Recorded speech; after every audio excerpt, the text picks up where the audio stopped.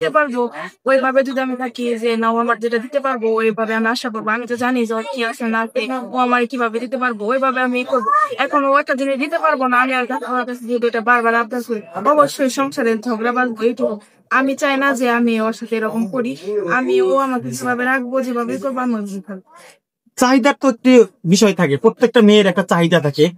সেই চাহিদা যদি তোমার কখনো পূরণ না হয়, সেক্ষেত্রে তো অবশ্যই স্বামী স্ত্রীর মধ্যে একটি দ্বন্দ্ব থাকে। তোমার চাহিদাটা কতটুকু ভাই? তোমার চাহিদা কতটুকু ভাই? আমার চাহিদা না, ও মানে ভালোবাসা চাপ পাবে, আমার চাপ ছিল ওরে, পরে আমি পাইছি আলহামদুলিল্লাহ। আমার আর কোনো চাহিদা নাই না, ও আমার যা এমনও তো হতে পারে যে সংসার জীবনে 3 বেলা খাবারের জায়গা হয়তো এমন হতে পারে 2 বেলা পাইলা, 1 বেলা পাইলা না। না খেয়ে থাকবো, দরকার পড়লে ও যা খাবো আমি তাই খাবো। ও যে আমার যেভাবে রাখবো আমি ওইভাবে থাকবো। আমার একটা কথা, এবং আমি যেভাবে রাখবো আমি ওইভাবে থাকবো। মানে ও যেভাবে থাকতে তুমি সেইভাবে খুশি? হ্যাঁ, আমি সেইভাবে, সেইভাবে খুশি।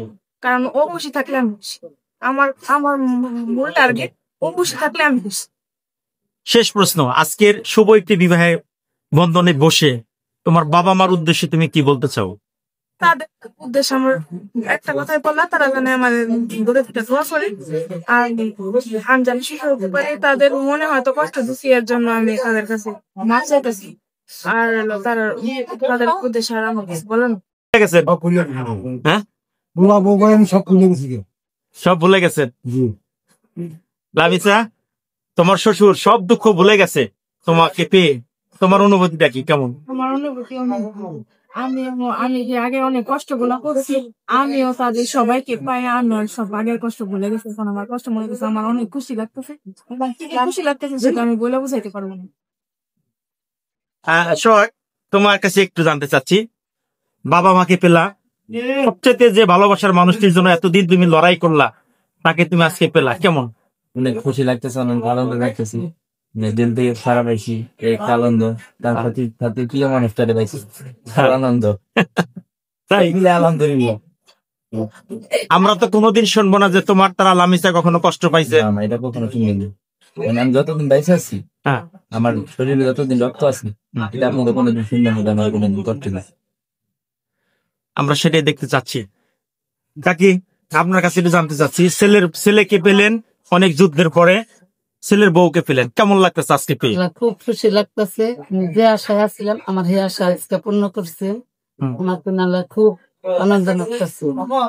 ছেলে পাইছি, ছেলের বউ পাইছি, সব আমি একাত্র পাইছি, সবকিছু পেয়ে গেছি। লামিসার কিন্তু এখন বাবা মা আপনারাই দুইজন, আপনি মা বাবা দুইজনকে, ওর জন্মদাতা পিতা কিন্তু এখন কেউ নাই, আপনারাই কিন্তু ওর এখন বাকি সব। এই যে একটা ছেলের বউর দায়িত্ব, পাশাপাশি বাবা মার দায়িত্ব, এটা আপনাদের কাছ থেকে আমরা কতটুকু আশা করতে পারি? আলহামদুলিল্লাহ, যেটুক পাল্লায় করবার দেবে, একটু পাল্লায় করুন, যেটুকু পারে একটু পাল্লায় সমর্থ দেবে,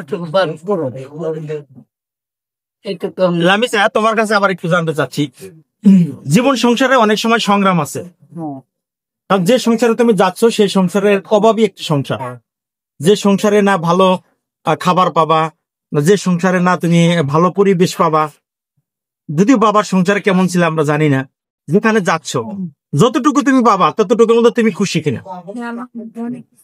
মানে মানে মানে সেই জীবন সুন্দর। আমি আমি মানে ওই জায়গায় ভালো, আমি যদি আমার চাও যদি সবসময় আমার যেটা